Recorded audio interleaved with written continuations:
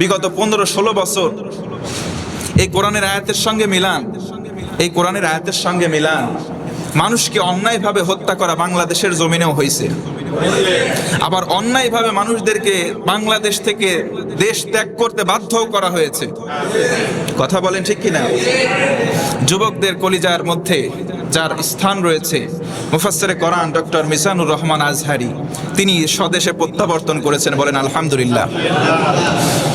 পাবনায় আসার কথা ছিল, আমরা সকলে জানি সব কিছু প্রস্তুতি সম্পন্ন, উপরের চাপে দেশ ত্যাগ করতে বাধ্য হয়েছিল। কিসের চাপে?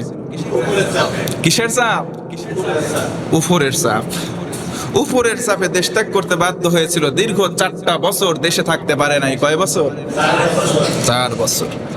ওয়ামাকারু ওয়ামাকারাল্লাহ ওয়াল্লাহু খায়রুল মাকিরিন। যারা তাকে দেশ ত্যাগ করতে বাধ্য করেছিল, আজকে তারাই দেশের কোথাও খুঁজে পাওয়া যাচ্ছে না। দেখেন আল্লাহর সিস্টেম, আজ বা কাল, ওয়েট অ্যান্ড সি, জাস্ট একটু ওয়েট করেন, দেখতে পাবেন ইনশাআল্লাহ।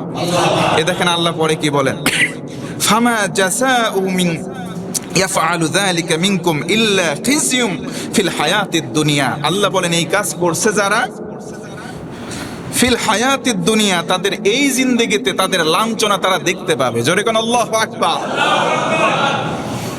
বনি ইসরায়েলে ঘটলো ঘটনা, বাংলাদেশের সঙ্গে যদি মিলে যায় তাহলে এই আয়াত কি বাদ দিয়ে বলবো? বলা যাবে? তো মিজানুর রহমান আজহারি যে 2 দিন আগে আসবে এটা কি আমি জানতাম? তাহলে এই আয়াত যে আজকে আলোচনা করবে এটা তো আমি গত দিনে বলে দিয়েছি। কথা বলেন ঠিক কিনা? দেশ ত্যাগ করতে যাদেরকে বাধ্য করা হয়েছে, দেশের বৈধ নাগরিক তারা দেশেই থাকবে, বরং অন্যায়ভাবে যারা দেশ ত্যাগ করতে বাধ্য করেছিল তারাই একদিন দেশে থাকতে পারবে না। দেখেন তাই হয়েছে ঘটনা। জোরে কোন আলহামদুলিল্লাহ।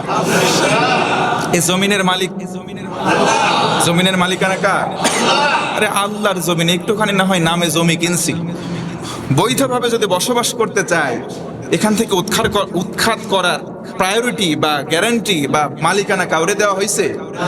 আরে জমিন আল্লাহ, আমরা বান্দাকার। আমরা জমিনে থাকবো না, এখানে থাকবো না, আমরা কি ভাড়াটিয়া নাকি বাংলাদেশে? কথা বলেন।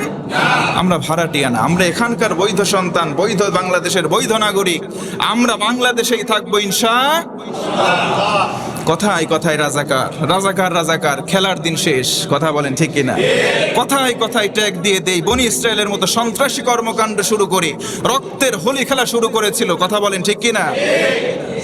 আল্লাহ পাক বললেন ইয়াফআলু, যে কাজগুলো তারা করেছিল, যালিকা মিনকুম ইল্লা খিজিয়ুম ফিল হায়াতিদ দুনিয়া, এর জন্য কঠিন যন্ত্রণাদায়ক লাঞ্ছনা দুনিয়াতে আমি আল্লাহ তাদেরকে দেখাবো। আল্লাহু আকবার। এই কথা, এই আয়াত কি বিশ্বাস হয়? 100% বিশ্বাস না হলে আমি আপনি বেঈমান হয়ে যাব, ঈমানদার হতে পারবো? আল্লাহ বলেন এদের পরিণতি আমি আল্লাহ দুনিয়াতে দেখাবো। দেখতেছি আমরা। কথা বলেন ঠিক কিনা? আরো আছে লাঞ্ছনাদায়ক। এটা তো অপমানের কিছুই না, আরো দেখবো ইনশাআল্লাহ।